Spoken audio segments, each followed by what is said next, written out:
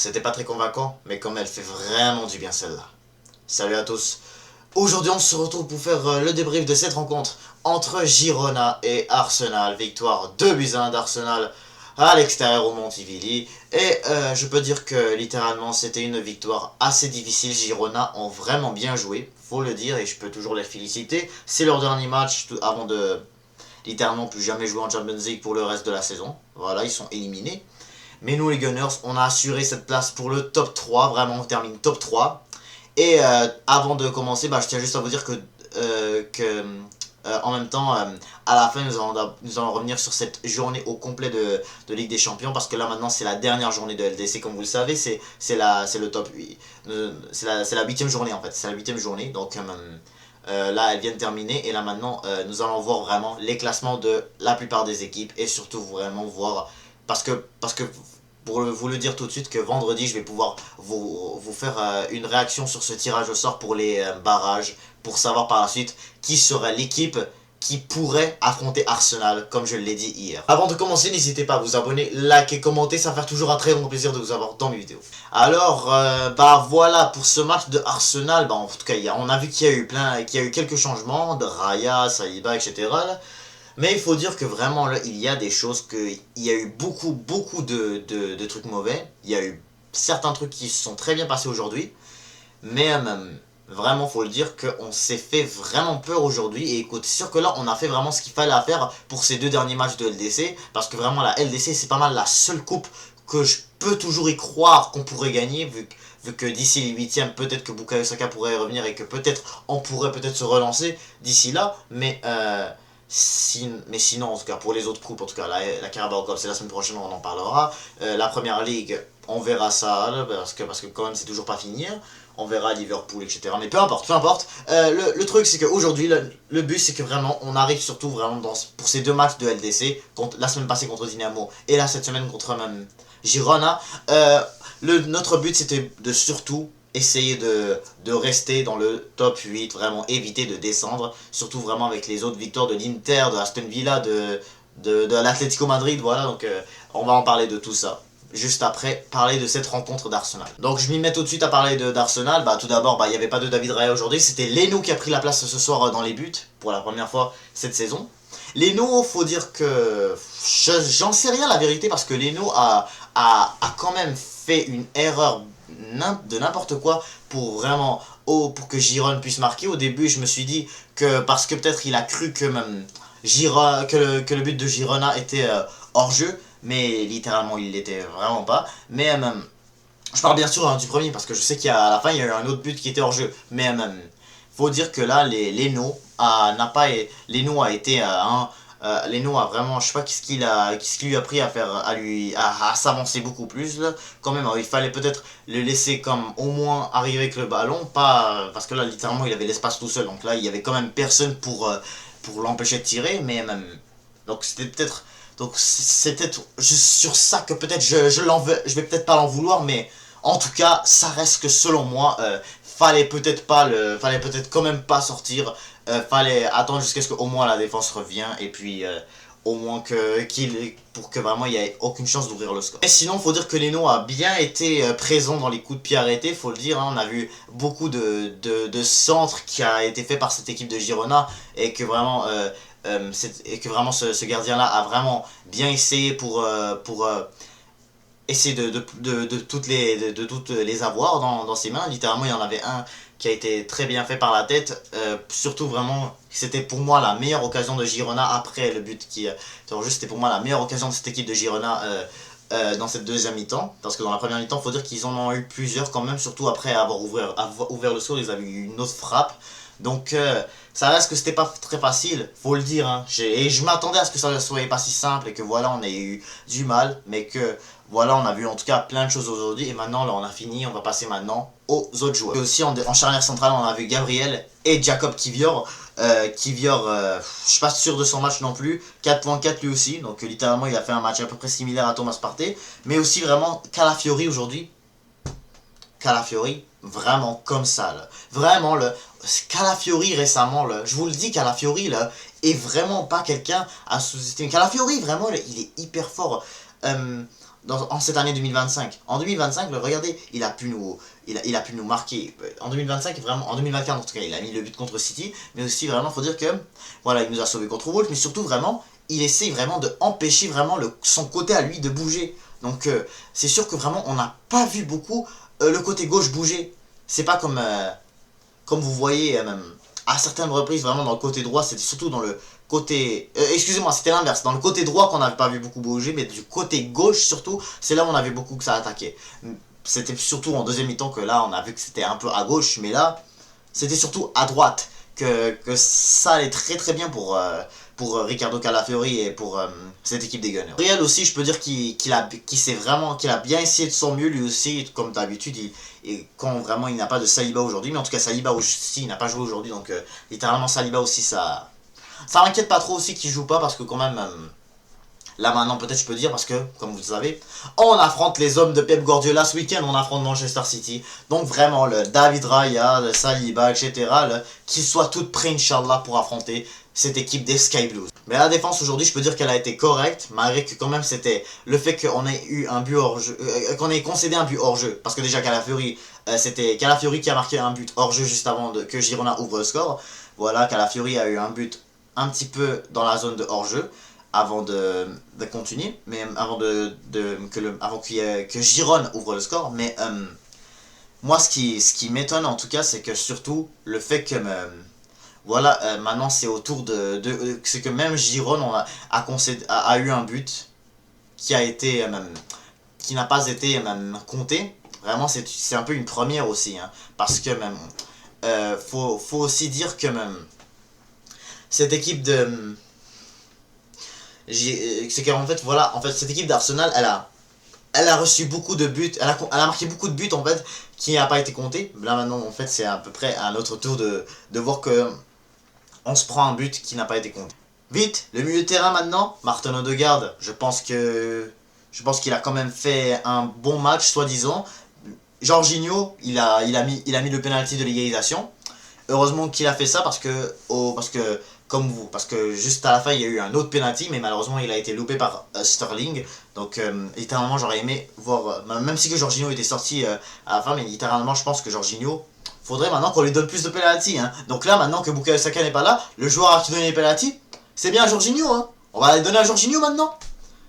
On va les donner à Jorginho. Sérieux? Rien de garde, t'as pas honte là? Après ton penalty contre Manu? Mais non, je rigole. C'est juste parce que là, je suis choqué que direct Jorginho, en 2 saisons, il a 2 penalties et il les marque. Pas comme Odegaard, voilà, sur les dernières saisons, vraiment. C'est pas comme Odegaard, maintenant il rate son premier penalty de sa carrière contre Manchester United, si je me trompe pas, la dernière fois en FA Cup. Mais aussi, il faut dire que Mikel Merino aussi,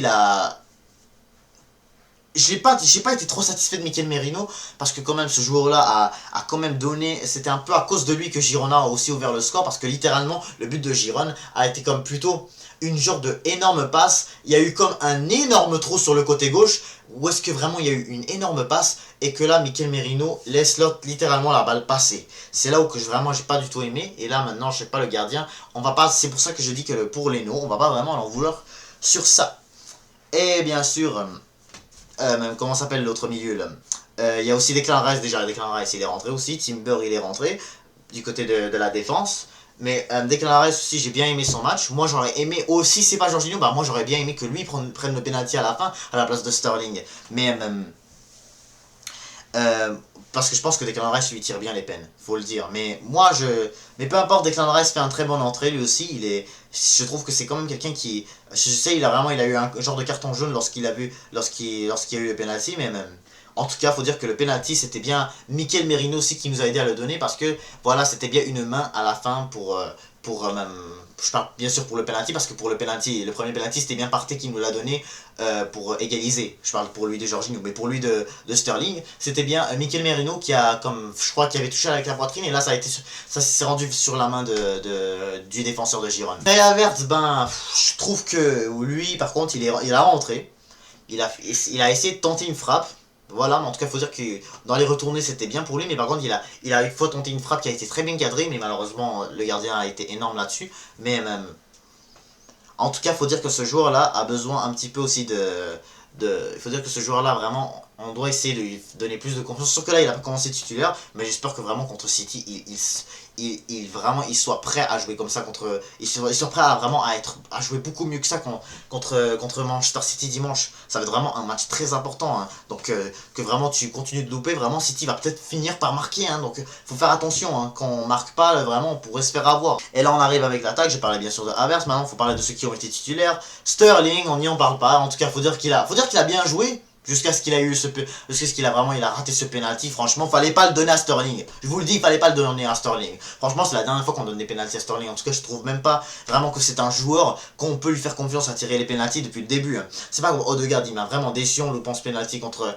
comment ça s'appelle, Manchester United. Mais en tout cas, je vais pas vraiment non plus long vouloir sur ça parce que quand même des matchs comme ça c'est stressant, donc peut-être on aurait pu le donner à quelqu'un d'autre, ça aurait peut-être mieux aller, mais en tout cas ça a rien à voir en tout cas.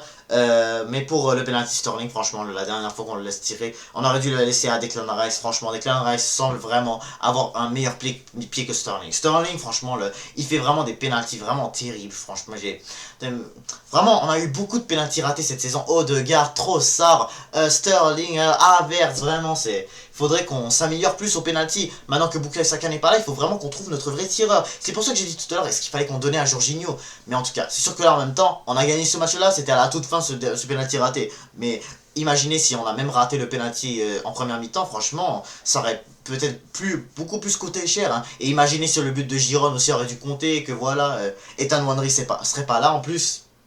Imaginez, hein. Parce que oui, Ethan Nwaneri nous a vraiment sauvé avec son banger qu'il a mis là, parce que Ethan Nwaneri, comme je l'adore cette pépite, je l'adore. Nwaneri nous a mis un de ses buts incroyables, son premier en Champions League, mais le but qu'il a mis là, incroyable, unbelievable. Vraiment, il a comme pris le ballon, il a fait ça, il l'a mis dans les buts.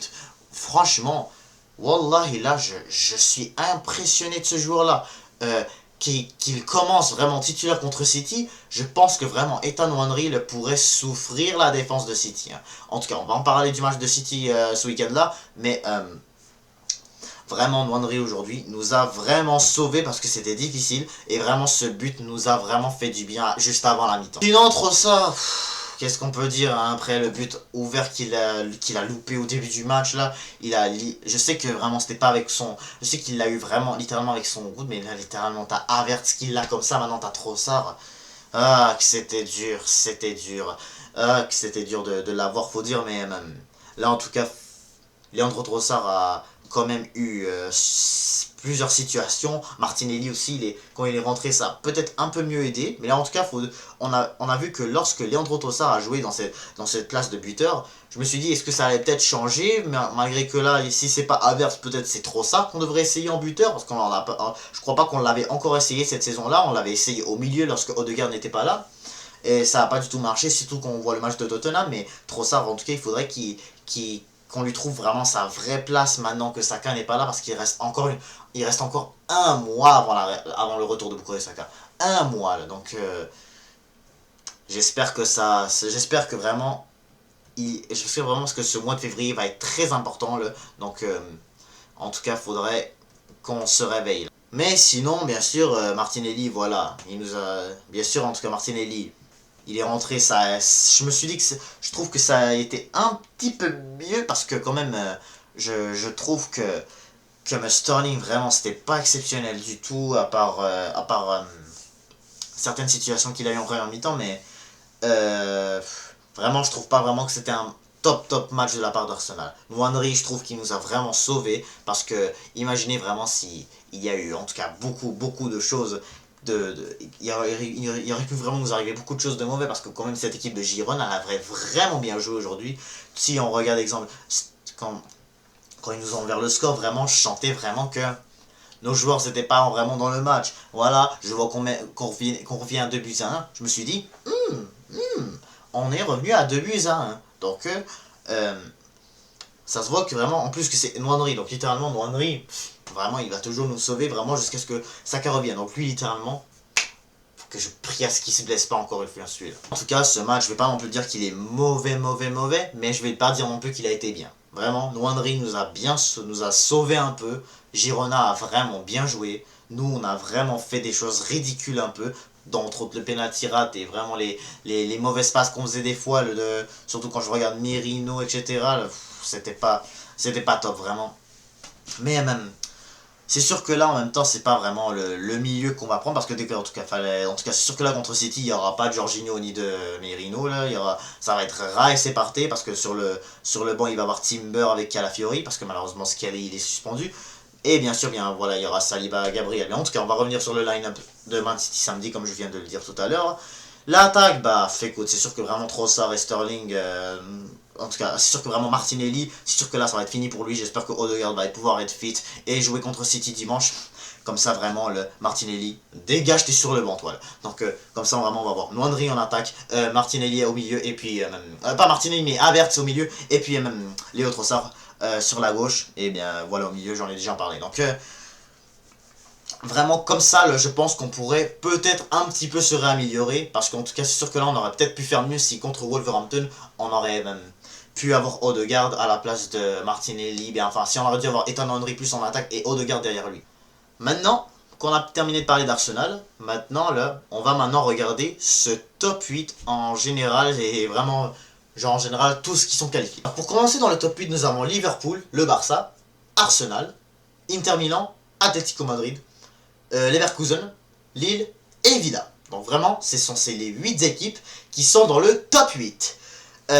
Littéralement Liverpool, la meilleure équipe, en tout cas ils se sont fait battre aujourd'hui par le PSV, mais c'était littéralement leur équipe B. Ouais, c'était bien leur équipe B en face. Donc littéralement, je me suis dit, peut-être que c'est le temps qu'ils s'en foutent un peu de ce match-là pour que vraiment, d'ici ce week-end, ils soient prêts pour aller affronter ce gros adversaire qui va avoir Bournemouth. Le Barça, ils font match nul contre l'Atalanta Bergame, ça je m'y attendais quand même, parce que je me suis dit que l'Atalanta allait peut-être essayer d'aller chercher ce top 8, mais en tout cas ça a fini par un match nul, quelque chose que le Barça a quand même... C'est sûr que le Barça voulait une première place, mais quand même, certainement... les autres voulaient aussi que les autres, en tout cas c'est sûr que Atalanta voulait aussi essayer de vraiment de vouloir prendre cette qualif.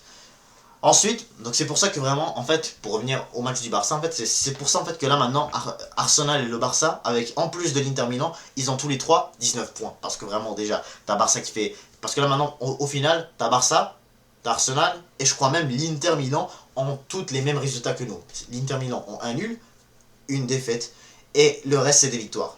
Le reste c'est des victoires, 8 victoires. Voilà, tout comme Arsenal, voilà.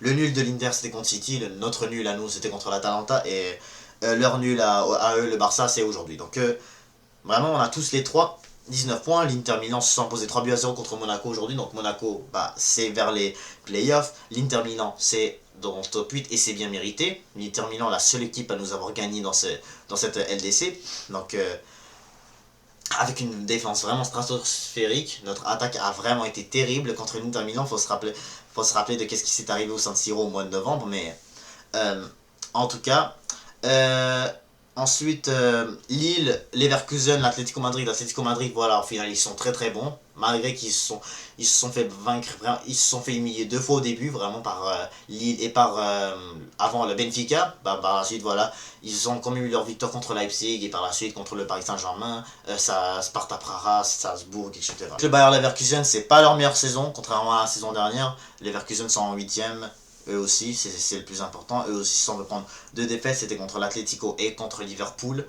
Même chose pour Aston Villa. Ils ont eu eux aussi 2 défaites dans leur LDC. C'était la semaine passée contre Monaco et ensuite contre Bruges. Voilà, Bruges. Donc, voilà. Donc, c'est pas mal ça le top 8. Donc, toutes ces équipes-là, là, c'était en tout cas les meilleures équipes. Donc, on va parler maintenant de ceux qui vont jouer les barrages. Dans toutes ces équipes-là, t'auras le Bayern, t'auras Dortmund, t'auras le Real, t'auras le Paris Saint-Germain, t'auras l'AC Milan, t'auras bien sûr Benfica, Monaco, Brest, Juventus, City, Celtic, Sporting. Voilà, même le Sporting est toujours dans la LDC, malgré que ils n'ont pas vraiment gagné de match depuis leur victoire de 4-1 contre City. Mais en tout cas, sinon bien sûr il y a toujours Bruges, il y a Benfica, il y a PSV, et bien sûr il y a l'Atalanta qui est en 9ème place. PSV, j'ai dit voilà. J'ai pas mal dit tout le monde, Feyenoord aussi. Donc en tout cas, il y a en tout cas beaucoup de gros clubs qui ont essayé de s'imposer pour essayer d'atteindre ce top 8 comme le cas du Bayern ou le cas du Dortmund, Real Madrid, ils ont tous essayé de s'imposer. Dortmund qui s'impose contre Shakhtar je crois, ouais, et même bien sûr le Real, ils se sont imposés 3-0 à Brest. Même chose pour le Bayern, ils se sont imposés 3-1 contre le Slovan Bratislava. Donc tous ces clubs là, en plus du PSV, ils se sont imposés contre Liverpool. PSG, ils ont gagné 4-1 contre Stuttgart. Voilà, Benfica, ils ont gagné contre la Juventus. Donc Juventus qui se sont inclinés, ils se sont beaucoup plus rebaissés à la 20e place. Man City, ils ont réussi à gagner. Donc heureusement pour eux qu'ils n'ont pas fait de match nul ou de défaite. Parce ils perdaient 1-0 et à l'Etihad Stadium. Donc littéralement, imaginez s'ils auraient dû perdre, bah ça aurait été l'élimination, ça aurait été le plus gros choc. Mais en tout cas, ce qu'on voit dans tous ces rencontres-là, c'est que surtout vraiment les équipes comme le Bayern, Dortmund et le Real Madrid, c'est toutes des équipes là, même chose pour l'Atalanta bien sûr, faut pas oublier.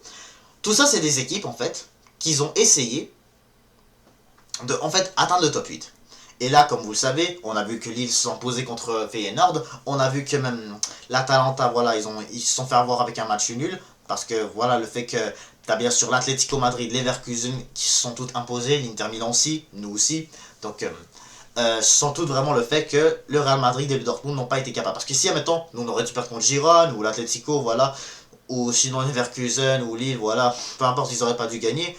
Et que là, tu vois que tu as le Real et le Dortmund et Bayern Munich qui ont toutes gagné, bah, ils auraient pu toutes remonter vers le top 8. Et littéralement, tu aurais peut-être Leverkusen ou Lille qui auraient dû un peu plus descendre, mais même. Ou Arsenal qui serait peut-être au moins pas dans le top 3, mais peut-être qui serait un peu plus bas, mais même. En tout cas, c'est le cas que vraiment, le fait que nous, que vraiment tout le top 8 en général se sont imposés aujourd'hui, c'était vraiment ce qu'il fallait faire pour ces équipes-là s'ils voulaient garder leur place. Et ce qu'on a tout fait, hein. Même le Barça, vraiment, ils ont essayé de gagner leur match, mais finalement, l'Atalanta ont bien joué eux aussi. Donc là, le tirage de sort va se faire vendredi. Vendredi, donc après-demain. On verra, demain soir je vais vous revenir là-dessus pour... non, demain soir en fait, voilà, en fait, pas demain soir et vendredi soir, en fait, je vais vous revenir en fait sur ce qu'on va voir. Parce que moi, à mon avis, là, en tant que Gunners, je vais vraiment essayer de revenir vraiment sur le tirage des Gunners. Parce que là, comme vous savez que vraiment, dans les barrages, en fait, comment ils fonctionnent, c'est que voilà, il y aura deux équipes de tel classement qui doivent essayer d'affronter deux équipes de tel classement. Donc, le fait que, voilà, par exemple, si je regarde, si je vais essayer de vous donner un exemple. Je vais essayer de vous donner le meilleur exemple qui existe. Qui va sûrement se passer. Parce que, comme vous savez, voilà, il y a 9e, 10e, donc littéralement Atalanta et Dortmund qui vont essayer qui vont être tirés.